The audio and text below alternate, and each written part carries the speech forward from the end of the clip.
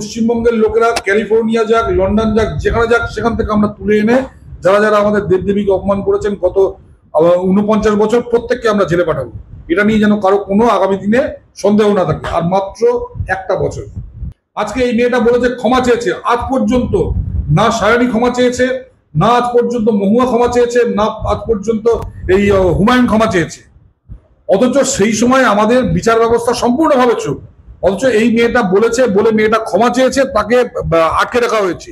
আমি চ্যালেঞ্জ করছি ববি হাকিমকে, আগামী বছর অনুব্রত যেহেতু নাকি মন্ডল, সেহেতু ও যখন গালাগাল দিচ্ছে ওর এগেনস্টে মানে হাজারখানা কেস দেওয়া হচ্ছে, ওকে বলা হচ্ছে তুমি ও অত্যন্ত বাজে কথা বলেছে, কোনো ক্ষমা নেই, কিন্তু বলা হচ্ছে যে তুমি ক্ষমা চাও।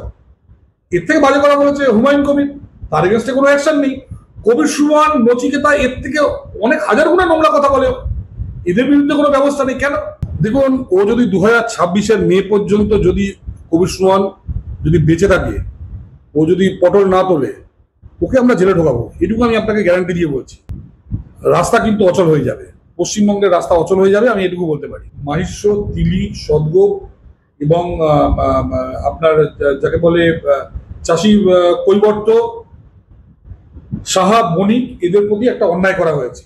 শুধু ও একা না, আমি বলছি আমাদের মা কালী, মা সরস্বতী এবং বাকি যে যে দেবতাকে যারা যারা যখন অপমান করেছে, আমরা প্রত্যেককে শাস্তি দেব। এই প্রথমবার আপনি আসামের মুখ্যমন্ত্রী হেমন্ত বাবুকে দেখছেন যে উনি প্রথমে একে অ্যারেস্ট করছেন। পশ্চিমবঙ্গে 1 বছর পর আমরা যখন ক্ষমতায় আসবো, আমি আপনাকে বলছি আমরা প্রত্যেককে যারা যারা গত 10 বছরে শিবলিঙ্গকে অপমান করেছেন, তারা এমপি হোক, এমএলএ হোক, যে পদে থাকুক, তারা যারা শিবলিঙ্গকে অপমান করেছেন, যারা আপনার মা কালীকে অপমান করেছেন, যারা মা সরস্বতীকে অপমান করেছেন, তাদের একদম গর্ত থেকে তুলে এনে আমরা তাদের জেলে ঢোকাবো প্রত্যেককে। এবং আমি বলছি আজকে যখন একটা নতুন ট্র্যাডিশন শুরু হলো এখানে, যে একজন কোথায় গুরগাঁওতে কি একটা পোস্ট করেছে, তাকে গুরগাঁও থেকে তুলে আনা হয়েছে। আমরা বলছি পশ্চিমবঙ্গের লোকেরা ক্যালিফোর্নিয়া যাক, লন্ডন যাক, যেখানে যাক সেখান থেকে আমরা তুলে এনে যারা যারা আমাদের দেবদেবীকে অপমান করেছেন গত 49 বছর প্রত্যেককে আমরা জেলে পাঠাবো। এটা নিয়ে যেন কারো কোনো আগামী দিনে সন্দেহ না থাকে। আর মাত্র একটা বছর। শুধু তো রীতিমতো বাক স্বাধীনতা আছে, মানে অন্যদের ভাবাবেগে আঘাত করা যায় না। হাইকোর্টে এই মন্তব্যের জেরেই একদম ধাক্কা শর্মিষ্ঠা, কলকাতা হাইকোর্টে স্বস্তিও পেলেন না শর্মিষ্ঠা পালনি, তার অন্তর্বর্তীকালীন জামিনের আর্জি খারিজ করে দিয়েছে ইতিমধ্যে কলকাতা হাইকোর্ট। 22 বছরের আইনের সাথে ভারতের বৈচিত্র্য স্মরণ করিয়ে দিয়ে মঙ্গলবার হাইকোর্টের বিচারপতি পার্থসারথী চট্টোপাধ্যায় জানিয়েছেন আগামী বৃহস্পতিবার 5ই জুন ফের সেই মামলার শুনানি হবে, আর তাতে আকাশ ভেঙে পড়বে না বলেও মন্তব্য করছেন বিচারপতি। কি বলবেন? ঘটনা হচ্ছে, বিচারপতিকে আপনারা জিজ্ঞাসা করুন, মাননীয় বিচারপতিকে, যে তিনি যখন সায়নী ঘোষ ওই কাজটি করেছিলেন তখন কি অ্যাকশন নিয়েছিলেন, যখন মহুয়া মৈত্র ওই কথা বলেছিলেন মা কালী সম্বন্ধে তখন কি অ্যাকশন নিয়েছিলেন। আপনি ওদের প্রত্যেকটা নেতা একের পর এক তারা যে বাজে বাজে কথা বলে এবং এই যে বলেছে কেটে গঙ্গায় ভাসিয়ে দেবে, হুমায়ুন বলেছিল, হুমায়ুনের বিরুদ্ধে কোন অ্যাকশন নিয়েছিলেন, আপনি প্রত্যেকটা জিনিস তাদের জিজ্ঞেস করুন। সেই সময় তারা অন্ধ হয়ে থাকে।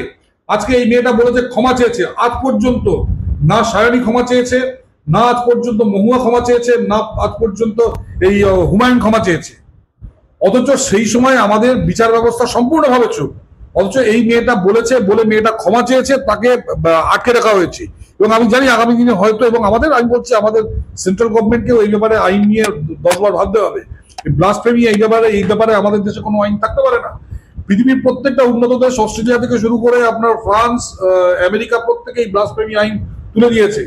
আমাদের এখানে সেই আইন নেই, কিন্তু 3 থেকে 4টে মানে ধারার কতগুলো জায়গা বের করে এই মেয়েটিকে অ্যারেস্ট করা হয়েছে। এই মেয়েটিকে আমি বলছি আপনারা ছাড়ুন। যদি না ছাড়েন, আগামী দিনে প্রত্যেকটা জিনিস অন রেকর্ড আছে। যারা যারা, আমি আবার বলছি, আমাদের দেবদেবীদের অপমান করেছেন প্রত্যেককে কিন্তু একই কনসিকুয়েন্সেস ফেস করতে হবে আগামী দিনে, এই পশ্চিমবঙ্গে ফেস করতে হবে। আমি এটুকু আপনি বলে দিচ্ছি। আমি বলবো প্রিভিয়াসলি নুপুর শর্মার ক্ষেত্রে আমরা দেখেছিলাম এই ব্লাসফেমাস মন্তব্য করার যে রীতিমতো যে কঠিন পরিণতির মধ্যে দিয়ে নুপুর শর্মাকে যেতে হচ্ছিল, আর শর্মিষ্ঠা পালনিকেও কি সেই পরিণতির মধ্যে দিয়ে যেতে হবে? দেখুন, টু সাম এক্সটেন্ট যেতে হবে। আমি বলছি এই যে ধর্মান্ধতা, এই যে চূড়ান্ত ধর্মান্ধতা, এবং এই দেখুন একটা জিনিস দেখুন, এই যখন এই মেয়েটি যখন বাজে কথা বলে ক্ষমা চাইলো, তার কোনো ক্ষমা নেই। বড় বড় যারা ওদের ধর্ম সম্বন্ধে বাজে কথা বলেছে তাদের প্রত্যেককে ঘরের মধ্যে লুকিয়ে যেতে হয়েছে। অথচ যে লোকটা অভিযোগ করেছে তার আপনি যদি সোশ্যাল মিডিয়া দেখেন, সে হাজারখানা বাজে কথা বলেছে। হেমন্ত বাবু একে তুলে নিয়ে গিয়ে আজকে ওদের ওখানে জেলে ঢোকাবেন এবং ওই জেল থেকে যাতে নেক্সট 14 বছরও না বেরোতে পারে সেই ব্যবস্থাও করা হবে, কারণ ও বহু বাজে কথা বলেছে।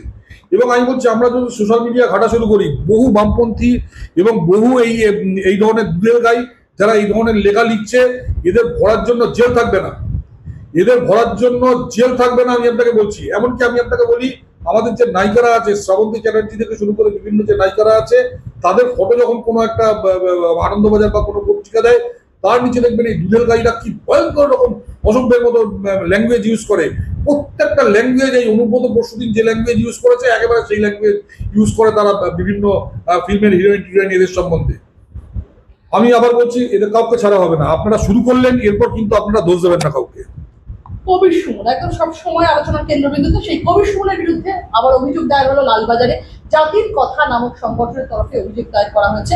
বছর কয়েক আগে হিন্দু নারীদের বিরুদ্ধে অবমাননাকর মন্তব্য করেছিলেন কবির সুমন, সেই ঘটনা উল্লেখ করে অভিযোগ দায়ের করেছেন জয়জিৎ বন্দ্যোপাধ্যায় নামে এক ব্যক্তি। অভিযোগপত্র গ্রহণ করেছে ইতিমধ্যেই লালবাজার। অভিযোগকারী জয়জিৎ ভট্টাচার্যের বক্তব্য, প্রধান কারণ কবির সুমনের প্রথম থেকেই হিন্দু ধর্মের প্রতি চরম বিদ্বেষ রয়েছে। করোনার আগে 2017-18 সালে পোস্টে লেখা হাগা গায়ে গন্ধ বোকা এই নিয়ে আমরা যখন খড়দাহ থানায় অভিযোগ করতে চাই, তখন অভিযোগটি তো নেওয়া হয়নি, উল্টে আমাদের নানাভাবে হেনস্থা করা হয়েছিল। আমরা লড়াই করেছিলাম, হিন্দু ধর্মকে অপমান করেছেন কবির সুমন, এমনটাই বলছেন সেই জয়জিৎ ভট্টাচার্য। কি বলবেন? প্রথমে আপনি আমাকে একটা কথা বলুন তো, আপনি গত 10 বছর পশ্চিমবঙ্গের কোনো দুর্গাপুজো, কোনো কালী পুজো, কোনো জগদ্ধাত্রী পুজো, কোনো সরস্বতী পুজোয়, কোনো প্যান্ডেলে আপনি কবির সুমন, নচিকেতা বা এই যে সব থার্ড ক্লাস গায়ক আছে, এদের কোনো গান আপনি চালাতে শুনেছেন? এমনকি প্রচন্ড তখন তৃণমূল বা ধরুন একদম মানে দুধেলরা যেখানে পুজো করছে, এমনকি আপনার এই চেতলা অগ্রণী, কোনদিন শুনেছেন কবির সুমনের একটা গান তারা মাইকে বাজিয়েছে? বাজারের সঙ্গে সঙ্গে ওই ধরুন চেতলা অগ্রণী, আমি চ্যালেঞ্জ করছি আমি ববি হাকিমকে, আগামী বছর চেতলা অগ্রণী যে পুজো হয় আপনার, সেই পুজোয় সপ্তমী, অষ্টমী, নবমী এই 3 দিন ঢেলে কবির সুমন, নচিকেতা এবং অঞ্জন দত্তের গান চালান। যে কটা দর্শক আছে তার 1/4 দর্শক মানে থাকবে, বাকি 3/4 পালিয়ে চলে যাবে, ইফ নট 90% পালিয়ে চলে যাবে। কারণ কবির সুমন, নচিকেতা এরা কোনো গায়কই না।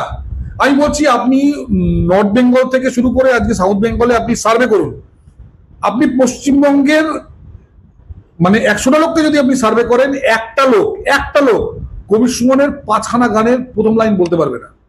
অথচ দেখুন, আজকেও মানুষ ধনঞ্জয় ভট্টাচার্যের গান শোনে, আজকেও মানুষ পান্নালাল ভট্টাচার্যের গান শোনে, আজকে প্রত্যেকটা পাড়ায় পাড়ায় পুজোর সময় আপনার ইয়ের গান চলে, হেমন্ত মুখোপাধ্যায়ের গান চলে, মান্নাদের গান চলে, কিশোর কুমারের গান চলে, আর.ডি. বর্মন, এস.ডি. বর্মন, সবার গান চলে। আপনি কোনোদিন শুনেছেন এই কবির সুমন বা নচিকেতা এদের গান মাইকে চালালে ওই যে ওখানে যারা অ্যাডভার্টাইজ দেয়, ওই যে যারা স্পন্সর করে, ও স্পন্সরশিপ তুলে যাবে। আমি আবার বলছি, যদি চেতলা অগ্রণী আগামী বছর এই হেমন্ত বা মান্নাদের গান না চালিয়ে সেখানে পুরো সন্ধ্যেবেলাটা কবির সুমন, নচিকেতা বা এদের এইসব যে থার্ড ক্লাস যে গায়কগুলো আছে, এদের গান যদি, অঞ্জন দত্ত, এদের গান যদি সন্ধ্যেবেলা চালায়, যে কটা দুর্গাপুজোর লোক আছে তার 90% লোক পালিয়ে চলে যাবে। এখন তাহলে এদের কি করে খবরের দিকে থাকতে হয়? তখন এই গালাগালি অনুব্রতর মতো, আজকে অনুব্রত এবং সুমন চট্টোপাধ্যায়, এদের ভাষার কোনো পার্থক্য নেই। এবং এখানে আমাদের রাজ্যের একটা জাতপাতের একটা মানে বড় ভূমিকা আছে। অনুব্রত যেহেতু নাকি মন্ডল, সেহেতু ও যখন গালাগাল দিচ্ছে, ওর এগেনস্টে মানে 1000খানা কেস দেওয়া হচ্ছে, ওকে বলা হচ্ছে তুমি ও অত্যন্ত বাজে কথা বলেছে, কোনো ক্ষমা নেই, কিন্তু বলা হচ্ছে যে তুমি ক্ষমা চাও। এর থেকে বাজে কথা বলেছে হুমায়ুন কবির, তার এগেনস্টে কোনো অ্যাকশন নেই। কবির সুমন, নচিকেতা এর থেকে অনেক হাজার গুণে নোংরা কথা বলে, এদের বিরুদ্ধে কোনো ব্যবস্থা নেই কেন? ওই ক্লাসের আমরা এই ক্লাসটা মুছে দেওয়ার চেষ্টা করছি। আমি বলছি, আমরা এই যে অখণ্ড হিন্দুত্ব যেটা বলছি, এই যে ক্লাস সিস্টেম, এই বামপন্থী মানেই হলো একটা মানে একটা ক্লাস, যে আমরা এই ক্লাস, আমরা যত ইচ্ছা গালাগাল দিতে পারি মানুষকে, আর বাকি যদি নিচের কাস্টের লোকেরা, সকল কাস্টের অনুব্রত যদি কোনো বাজে কথা বলে, অনুব্রতকে ক্ষমা চাইতে হবে। এই জায়গা থেকে আমাদের বেরিয়ে আসতে হবে। আজকে আমরা অনুব্রতকে বলছি, অনুব্রতকে ক্ষমা চাইতে হবে, অনুব্রতকে অ্যারেস্ট করতে হবে। তাহলে কবির সুমনকে কেন অ্যারেস্ট করা হবে না? তাহলে আপনি বলুন, কবির সুমনকে কেন অ্যারেস্ট করা হবে না? আপনি বলুন, তাহলে সায়নী ঘোষকে কেন অ্যারেস্ট করা হবে না? আপনি বলুন, মহুয়া মৈত্রকে কেন অ্যারেস্ট করা হবে না? কেন একমাত্র অনুব্রতকে অ্যারেস্ট করা হবে? কারণ এই যে মাথার মধ্যে আমরা যতই বলি ক্লাস নেই, এদের মধ্যে একটা ক্লাস সিস্টেম আছে। আপনি দেখবেন, এই যে নকশাল অধ্যুষিত এলাকায় যত নেতা আছে, যে কটা কমান্ডার আছে, সব দেখবেন ব্রাহ্মণ এবং আইদার তেলেগু ব্রাহ্মণ না পশ্চিমবঙ্গের ব্রাহ্মণ, ম্যাক্সিমাম কাস্ট। নিচে যারা লড়াই করে, যারা গুলি খেয়ে মরে, তারা হলো আদিবাসী। এখানেও আমাদের রাজ্যে একেবারে এই সেম ক্লাস সিস্টেম চলছে। মানে আমি এটুকুই বলতে পারি এই কবির সুমন সম্বন্ধে। ওকে অ্যারেস্ট করা উচিত ছিল আজ থেকে বহু বছর আগে। শুধু না অভিযোগকারীর বক্তব্য, তুমি যতই বড় হও না কেন ধর্মকে নোংরা ভাষায় গালাগালি কখনোই করতে পারো না। তিনি ইচ্ছাকৃতভাবে এটা করেছিলেন, কারণ তারপরও ফেসবুকে পোস্টটি ডিলিট করেনি, এমনটাই বলছেন ওই জয়জিৎ ভট্টাচার্য বলে ব্যক্তি কবির সুমন সম্বন্ধে। দ্বিতীয়, 2022 সালে এক সাংবাদিক যখন তাকে ফোন করেন তখন তিনি বলেছিলেন বাঙালির মাকে ধর্ষণ করি এবং মহিলাদের প্রকাশ্যে ধর্ষণ করার হুমকি দিলেন। 2-3 বছর হয়ে গিয়েছে, কোনো পদক্ষেপ করা হয়নি। দেখুন, ও যদি 2026-এর মে পর্যন্ত যদি কবির সুমন যদি বেঁচে থাকে, ও যদি পটল না তোলে, ওকে আমরা জেলে ঢোকাবো, এটুকু আমি আপনাকে গ্যারান্টি দিয়ে বলছি। পরের বছর আমরা ক্ষমতায় আসছি পশ্চিমবঙ্গে এবং কবির সুমনকে আমরা জেলে পাঠাবো, এইটুকু আমি আপনাকে গ্যারান্টি দিয়ে বলছি। ওর মতো নোংরা লোক এবং এই টাইপের যে বামপন্থী লোকেরা, এরা যারা যারা আছে খুঁজে বের করে করে আমরা জেলে ঢোকাবো। নতুন জেল দরকার হবে পশ্চিমবঙ্গে, মাল্টি স্টোরেড জেল তৈরি হবে পশ্চিমবঙ্গে, এটুকু আপনাকে বলছি। কিন্তু মুখ্যমন্ত্রী মমতা বন্দ্যোপাধ্যায়ের হস্তক্ষেপে অবশেষে খুলল জট। সোমবার রেড রোডে নামাজের অনুমতি দিল প্রতিরক্ষা মন্ত্রক। নবান্ন সূত্রের খবর, বিষয়টি নিয়ে মুখ্যমন্ত্রী প্রতিরক্ষা মন্ত্রকের আধিকারিকদের সঙ্গে কথা বলার আশ্বাস দেন। জাভেদকে পরবর্তী নবান্ন থেকে যোগাযোগ করা হয় সেনার ইস্টার্ন কমান্ডে। গত 2 দিন ধরে নবান্ন থেকে ইস্টার্ন কমান্ড এবং দিল্লিতে প্রতিরক্ষা মন্ত্রকের শীর্ষকর্তাদের সঙ্গে কথা বলে অনুমতি আদায়ের চেষ্টা শুরু হয়। নবান্ন সূত্রের খবর, সোমবার দুপুরে ইস্টার্ন কমান্ড থেকে খিলাফত কমিটির সভাপতি তথা মন্ত্রী জাভেদ খানকে রেড রোডে নামাজের অনুমতি দেওয়ার কথা জানানো হয়। পরবর্তীতে নবান্নের শীর্ষ আধিকারিকদের নয়াদিল্লি থেকে প্রতিরক্ষা মন্ত্রকের আধিকারিকেরা নামাজ পাঠের অনুমতি দেওয়ার কথা জানান। ফলে আগামী 7 শনিবার সকাল 8টায় ঈদ উজ জোহা উপলক্ষে রেড রোডে নামাজ পড়ায় আর কোনো বাধা রইল। কি বলবেন, কিভাবে দেখছেন? দেখুন, প্রথমত যার জমি সে যদি বলে আমার জমিতে এসে তুমি নামাজ পড়ো, আমার কিছু বলার নেই, সে পারমিশন দিয়েছে, এই ব্যাপারে আমার কিছু বলার নেই। কিন্তু ঘটনা হচ্ছে যে পাকিস্তানে কি এরকম রাস্তা দখল করে এরা করে, সৌদি আরবে রাস্তা দখল করে করে, এই যে প্রতি শুক্রবার রাস্তা দখল করে করে নামাজ পড়ে। আপনি সৌদি আরবে দেখান তো রাস্তা অবরোধ করে, বা আপনি দুবাইয়ের রাস্তায় আপনি দেখান, আপনি ওমানের রাস্তায় দেখান, 57টা দেশ আছে, আপনি 57টা দেশে কোথাও দেখান যে রাস্তা দখল করে এই নামাজ পড়া হচ্ছে। আমাদের শনি পুজো হয়, আমরা শনিবার সন্ধ্যেবেলা বসে যাবো রাস্তায়, আমরা শনিবার সন্ধ্যেবেলা প্রত্যেকে রাস্তা বসে যাবো। মঙ্গলবার আমাদের বজরংজির পুজো হয়, আমরা রাস্তার অর্ধেক দখল করে আমরা বজরংজির পুজো করবো প্রত্যেকটা রাস্তায়। এটা কি হচ্ছে? এটা একটা যে এই যে আমাদের সংখ্যা আছে, আমরা দেখাচ্ছি যে আমাদের এতগুলো লোক আছে, এটা দাদাগিরি। এবং আমি বলছি, যদি আমার কিছু বলার নেই, মানে প্রতিরক্ষা মন্ত্রক যদি মানে এইভাবে একটা মানে জিনিসকে যদি মানে সাপোর্ট করে, আগামী দিনে মানে ইতিহাস কিন্তু প্রতিরক্ষা মন্ত্রককে ক্ষমা করবে না, এটুকুই বলতে পারি। সত্য না, ওবিসি সংরক্ষণে হাইকোর্টের রায়, খসড়া প্রস্তাবে অনুমোদন মন্ত্রিসভার। ওবিসি সংরক্ষণ বেড়ে হচ্ছে 17%। তালিকায় অন্তর্ভুক্ত মোট 144টি জাতি, নতুন করে অন্তর্ভুক্ত করা হলো 76টি জাতিকে। এর আগে 64টি অনগ্রসর জাতি অন্তর্ভুক্ত ছিল। মন্ত্রিসভার ছাড়পত্রের পরে বিধানসভা আসন্ন অধিবেশনে পেশ হবে সংশোধনী পাশ হলেই তা আইনি বৈধতা। কি বলবেন? প্রথম কথা হচ্ছে যে আমি জানি না কিভাবে কবে সার্ভে হলো, এই তো কদিন আগে মাত্র সার্ভে হলো, এবং সেই সার্ভে কি করে এত তাড়াতাড়ি রিপোর্ট তৈরি হলো, কি করে এটা এলো, এবং কি করে এখনো বোধহয় মাহিষ্য, এদের সার্ভে শেষ হয়নি। মাহিষ্য, তিলি, বণিক এবং সদগোপ, এই 4টে কমিউনিটি, সাহা, এদের কিন্তু এখনো সার্ভে শেষ হয়নি আমি যেটুকু জানি। আমি পুরো এই বিলটা দেখিনি, বিলের খসড়া দেখিনি।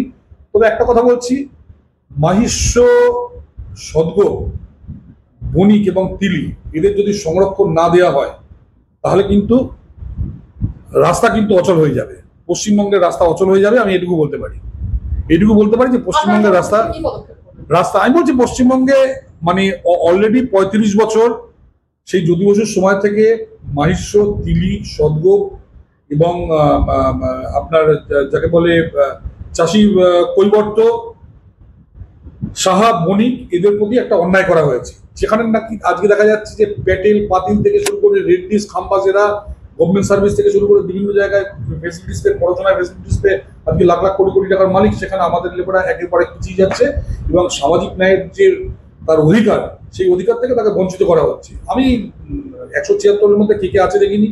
তবে একটা কথা বলছি, আগামী দিনে যদি মাহিষ্য, তিলি, বণিক এবং সদগোপ এদের যদি সংরক্ষণ না দেওয়া হয় তাহলে কিন্তু বাংলার মানুষ, বাংলার বাঙালি হিন্দু, তারা কিন্তু রাস্তা অবরোধ করবে। এবং শুধু তাই না, এখানে যে জেনারেল কাস্টের যে গরিব মানুষ আছে তাদের জন্য যে ইডাব্লিউএস কোটা, সেই ইডাব্লিউএস কোটার পোর্টাল খোলা যাচ্ছে না। আজকে আইআইটিতে চান্স পেয়েছে, সব স্টেট থেকে আজকে ইডাব্লিউএস এ হাজার হাজার ছেলে মেয়ে চান্স পেয়েছে। পশ্চিমবঙ্গ থেকে ইডাব্লিউএস কোটায় কেউ চান্স পায়নি। কেন পশ্চিমবঙ্গ থেকে ইডাব্লিউএস কোটায় চান্স পাচ্ছে না? কারণ পশ্চিমবঙ্গে কেউ ইডাব্লিউএস সার্টিফিকেটই পাচ্ছে না। পুরো 10% আজকে ছেলে আমাদের বঞ্চিত হলো।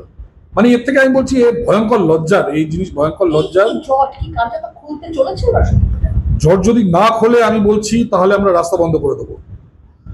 মানে আগামী দিনে রাজ্য অচল করে দেওয়া হবে যদি নাকি মানে এই 4টে কমিউনিটিকে যদি এই সামাজিক ন্যায় না দেওয়া হয়। একটা প্রশ্ন করবো, স্কুল সার্ভিস কমিশন একদম এসএসসি বললেই যে কথাটা সামনে আসে, 2016 সালের পুরো প্যানেল বাতিল। সুদীপ্তদা, গত 3রা এপ্রিল একদম সুপ্রিম কোর্টের রায়ে সম্পূর্ণ প্যানেলটি বাতিল হয় এবং তারপরে সুপ্রিম কোর্টের নির্দেশ অনুযায়ী রাজ্য সরকারকে নির্দেশ দেওয়া হয় নয়া বিজ্ঞপ্তি তৈরি, এবং সেই মতোই আমরা দেখলাম স্কুল সার্ভিস কমিশনের নতুন বিজ্ঞপ্তি প্রকাশ হলো এবং কার্যত সেই বিজ্ঞপ্তি ঘিরেও শুরু হলো একাধিক বিতর্ক এবং অবশেষে স্কুল সার্ভিস কমিশনের নতুন বিজ্ঞপ্তিকে চ্যালেঞ্জ করে মামলা দায়ের হলো কলকাতা হাইকোর্টে। একদম মামলা দায়ের হয়েছে এসএসসির নিয়োগ বিজ্ঞপ্তিতে উল্লিখিত বিধির বিরোধিতা করে। মঙ্গলবার বিচারপতি পার্থসারথী চট্টোপাধ্যায় মামলা দায়ের করার অনুমতি দিয়েছেন।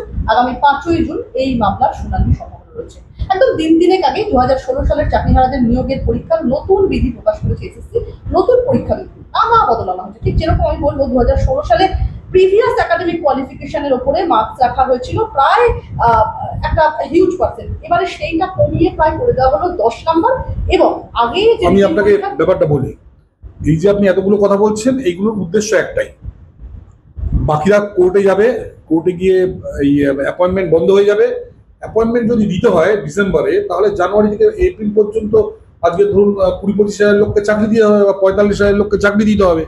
45 হাজার লোককে যদি চাকরি দেওয়া হয় তাহলে কি করে আপনার কন্যাশ্রী, যুবশ্রী, তারপর লক্ষ্মী ভান্ডার এই টাকাগুলো দেবে? এই টাকাগুলো তাহলে দেওয়া যাবে না। পশ্চিমবঙ্গে হাজার হাজার স্কুল বন্ধ হয়ে যাচ্ছে, এরা চাইছে আরো স্কুল বন্ধ হয়ে যাক।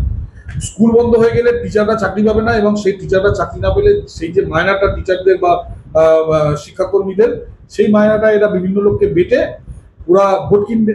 এটাই হলো একমাত্র উদ্দেশ্য, আর কোনো উদ্দেশ্য ওরা জানে। এটা আনছে যাতে নাকি মানুষ কোর্টে যায়, পরে বলবে যে দেখুন না এরা কোর্টে গেছে বলে আমরা চাকরি দিতে পারিনি, এরা আদালতের কাছে বলে চাকরি দিতে পারিনি, এরা তো চাকরি আমরা দিয়ে দিতাম, এরা আদালতের কাছে বলে চাকরি দিতে পারিনি। চাকরিহারা শিক্ষকরা যে আশঙ্কা করছিলেন তাদের চাকরি ফেরত পাওয়া নিয়ে একদিকে মুখ্যমন্ত্রী বলছেন আপনারা পড়াশোনা করুন, আপনাদের চাকরি থাকবে। এই আপনি বলতে উনি কাদেরকে বোঝাচ্ছেন? ওনাকে বলুন তো আরেকবার পড়াশোনা করে বিএ পাস করতে। ওনাকে বলুন যে আপনি আরেকবার পড়াশোনা করে বিএ না এলএলবি, বিএড এবং বিভিন্ন যে ডিগ্রিগুলো পেয়েছে, আরেকবার যে কোনো একটা ডিগ্রি আপনি পড়াশোনা করে 2 বছর দেখিয়ে দিন, আপনি পারবেন পাস করতে। তাহলে ওদের বলছেন কেন? কত সস্তা, একটা 35-40 বছরের একটা লোক এখন একটা 20-22 বছরের ছেলেমেয়ের সঙ্গে মানে কম্পিট করে পারে? ওনাকে বলুন ওনার মিনিস্ট্রিতে যারা যারা আছে, আমি বাকি সব ছেড়ে দিলাম, বাকি সব গরু কথা আমি তাদের ছেড়ে দিলাম। অমিত মিত্রের মতো পণ্ডিত লোক আমি বাকিদের তো ছেড়ে দিলাম, বাকিদের আমি কাউন্টার মধ্যেই ধরি না। অমিত মিত্রের মতো পণ্ডিত লোক আজকে বলুন তো অনার্স পরীক্ষা দিয়ে ক্যালকাটা ইউনিভার্সিটি থেকে পাস করতে 50% নাম্বার পাবেন না আজকের দিনে, উনি যদি পরীক্ষা দেন। কত বড় পণ্ডিত লোক আমি বলছি, অত সহজ নাকি? এই একটা মাঝ বয়সে একটা লোককে বলছেন আপনি পরীক্ষা দিতে বাচ্চা ছেলে মেয়েদের সঙ্গে। অমিত মিত্র আজকে প্রেসিডেন্সিতে উনি একসময় চান্স পেয়েছিলেন তো 1967-এ। আজকের বাচ্চাদের সঙ্গে বসে কম্পিটিশন পরীক্ষা দিয়ে প্রেসিডেন্সিতে চান্স পেতে পারবেন? অমিত মিত্র পারবেন না। প্রেসিডেন্সিতে তো চান্স পেয়েছিলেন সৌগত রায় আজকে পরীক্ষা দিয়ে চান্স পাবেন? প্রেসিডেন্সি কলেজে চান্স পাবেন না। কেন বাজে কথা বলছেন? এই লোক বাচ্চাগুলোকে মানে এই ছেলে মেয়েগুলোকে মানে বিপদে ফেলা হচ্ছে। সরকার কি ভাওতা দিচ্ছে? অবভিয়াসলি ও জানে 30% লোক আমরা যতই অন্যায় করি আমাদের পাশে থাকবে, তো আমরা অন্যায় কেন করবো না? সুতরাং মুখ্যমন্ত্রী মমতা বন্দ্যোপাধ্যায় বলেছিলেন ইন্ডোর স্টেডিয়াম থেকে plan A ready, B ready, C ready, D ready. সেই প্ল্যানগুলো তো সবই চুরির প্ল্যান এও চুরি করা, বিও চুরি করা, সিও চুরি করা, ডিও চুরি করা। একটাই উদ্দেশ্য, চাকরি দেবো না কাউকে। আর চাকরি পেতে গেলে 25 lakh, 30 lakh, plan A 25 lakh, plan B 30 lakh, plan C 35 lakh, plan D 40 lakh. এই তো। আমি একটা প্রশ্ন করবো, একদম এক লহমায় যে গ্রুপ সি গ্রুপ ডি কর্মীরা যারা চাকরি হারালেন, যাদের মধ্যে টেন্টেড নন টেন্টেড একটা বিভাজন করাই গেল না, তাদেরকে রীতিমতো ভাতা দেওয়ার কথা ঘোষণা করলেন মুখ্যমন্ত্রী মমতা বন্দ্যোপাধ্যায়। গ্রুপ সি কর্মীদের তিনি বললেন 25,000 টাকা দেবেন, গ্রুপ ডি কর্মীদের 20,000 টাকা দেবেন। আমি এই প্রসঙ্গে জিজ্ঞেস করবো যে এবারে প্রশ্নের মুখে গ্রুপ সি গ্রুপ ডি শিক্ষাকর্মীদের ভাতাও শুধু চাকরি হারাদের জন্য কেন ভাতা? আদালতে দায়ের মামলা, কি বলবো? আদালত উত্তর দিক। আমাদের বিচার ব্যবস্থা তো একদম, বিচার ব্যবস্থাকে তো বুড়ো আঙুল দেখাচ্ছে গভর্নমেন্ট, বিচার ব্যবস্থাকে বুড়ো আঙুল দেখাচ্ছে। তো বিচার ব্যবস্থা উত্তর দিক যে বিচার ব্যবস্থা মানে তাদের যদি বুড়ো আঙুল দেখায় একটা গভর্নমেন্ট, তাহলে তাদের কি মানে লোকাসটা আছে? মানুষ ভয় পাবে কেন বিচার ব্যবস্থাকে? দুর্নীতি আমার যার হাতে পয়সা থাকবে সে বিচার পাবে, আর যার হাতে পয়সা থাকবে না সে বিচার পাবে না। এই জায়গায় তো আমাদের দেশের বিচার ব্যবস্থা চলে যাচ্ছে। আমার প্রশ্ন যে চোখের সামনে মানে একদম মানে বুড়ো আঙুল দেখাচ্ছে। দুর্নীতির দায় যে প্যানেল বাতিল হলো, সেখানে কি ভাতা দেওয়া যায়? আমি বলছি তো, রাজ্য সরকার এই কারণেই ভাতা দিচ্ছেন, কারণ রাজ্য সরকার জানেন কালকে ভারতবর্ষে বড় বড় লয়ারদের উনি নামাবেন, এই কেস টানতে টানতে 10 বছর 15 বছর চলবে। তারপর এই অনুব্রত যেমন ছাড়া পেয়েছে, কালিদাস কাকু ছাড়া পেয়েছে, সেরকম আজকে যে সিদ্ধান্ত নিয়েছে সেও ছাড়া পেয়ে যাবে। বলে অন্যায় করতে অসুবিধা কি? যখন বিচার ব্যবস্থার এই অবস্থা, দুরবস্থা, এই যে আমাদের কলেজিয়াম সিস্টেম, হ্যাঁ, এইরকম মানে ভয়ঙ্কর রকমের এইরকম যে মানে একটা সিস্টেম সারা পৃথিবীতে কোথাও নেই। তো এইরকম বিচার ব্যবস্থার যখন এই দুরবস্থা, তখন মানে পলিটিশিয়ানরা তো তার অ্যাডভান্টেজ নেবেই।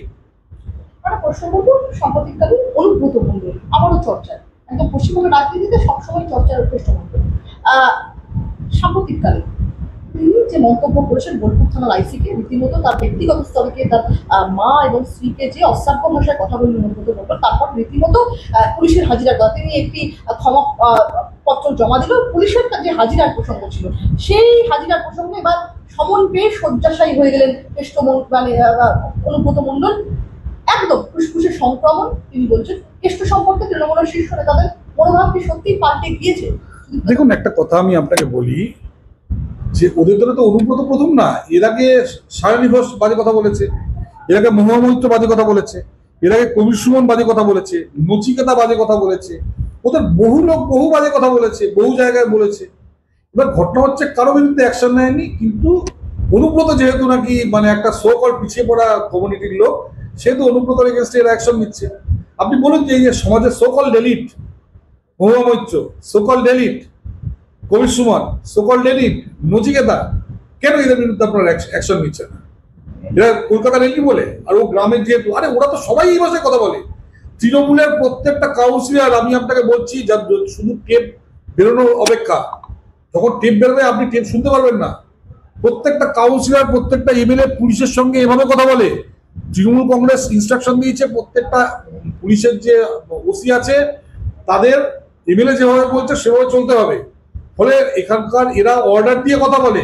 আপনি দেখলেন না, রাজীব কুমার বললো যে আমরা দেখলাম যে অনুব্রত মণ্ডলের সাথে সেই আইসি স্থানীয় অফিসার রীতিমতো জিহুজুর করে কথা বলছেন ফোনে, এবং আমি জিজ্ঞেস করবো সত্যি কথা, অনুব্রত মণ্ডলকে কি কোথাও কি গ্রেফতারের সাহস কি পুলিশের নেই? অনুব্রতকে কি ঝেড়ে ফেলতে পারবে তৃণমূল? না, পারবে না। এই কারণে, কারণ আগে পুলিশের যে আইসিআইসিআর আছে, এদের যে বছরের শেষে যে সিআর কনফিডেন্সিয়াল রিপোর্ট, সেটা লিখতো এদের বসেরা।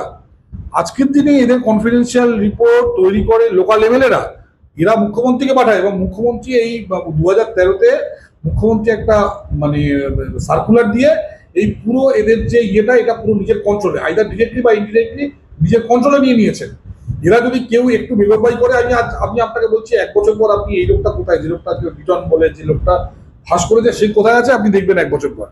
তখন আপনি বুঝতে পারবেন। এই যে গুলি খেয়েছে মারা গেল ওই পাহাড়ে, তার বউকে বোধহয় চাকরি টাকরি দিল, তার বাবা মা এখন রাস্তায় বসে গেছে, বউ তো বাবা মাকে ছেড়ে পালিয়ে চলে গেছে, এবার তার বউ চাকরি পেয়ে গেছে, গিয়ে সে দ্বিতীয় আরেকটা বিয়ে করেছে।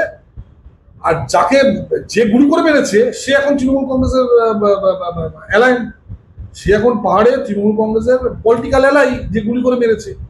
ফলে এই তো পুলিশের অবস্থা। এবং এর একটাই কারণ পুলিশের যে বছরের শেষের কনফিডেন্সিয়াল রিপোর্ট, সেটা অ্যাবসলিউটলি পলিটিক্যাল ওয়েতে আপনার হরিশ মুখার্জি স্ট্রিট বা হরিশ চ্যাটার্জি স্ট্রিট থেকে তৈরি হয়। আর শেষ প্রশ্ন আপনার কাছে, 26শে বঙ্গ বিজয়, হিন্দুত্বের ত্রিফলা কৌশল বিজেপি এর কারণে পরীক্ষায় উত্তরতে পারবে না? শুধু হিন্দুত্ব আমাদের এখানে আমাদের ইস্যু নয়, আমাদের এখানকার ইস্যু হলো পশ্চিমবঙ্গে সর্বনাশ হয়ে গেছে গত 48 বছর।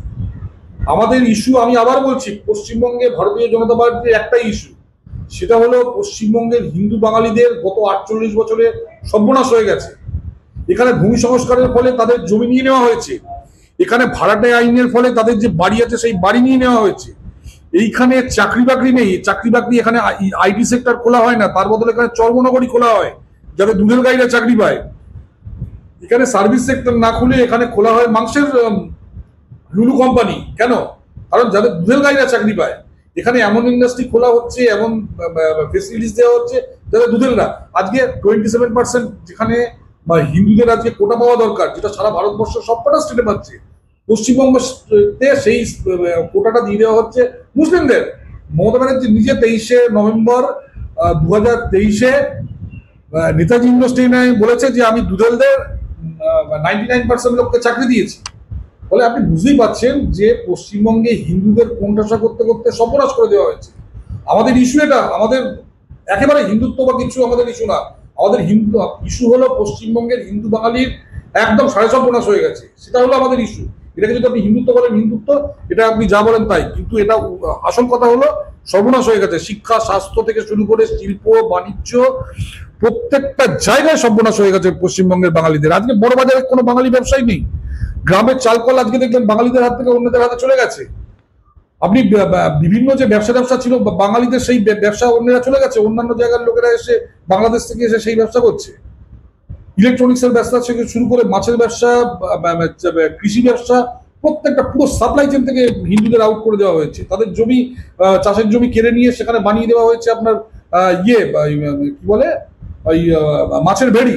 ফলে বাঙালির পুরো সর্বনাশ হয়ে গেছে। আমাদের হিন্দুত্ব না, আমাদের হিন্দু বাঙালি হলো আমাদের একমাত্র ইস্যু। আমাদের পরের ইলেকশন হিন্দু বাঙালির যে সর্বনাশ করে দেওয়া হয়েছে, সেখান থেকে আমরা ফিরিয়ে আনবো বাঙালিদের।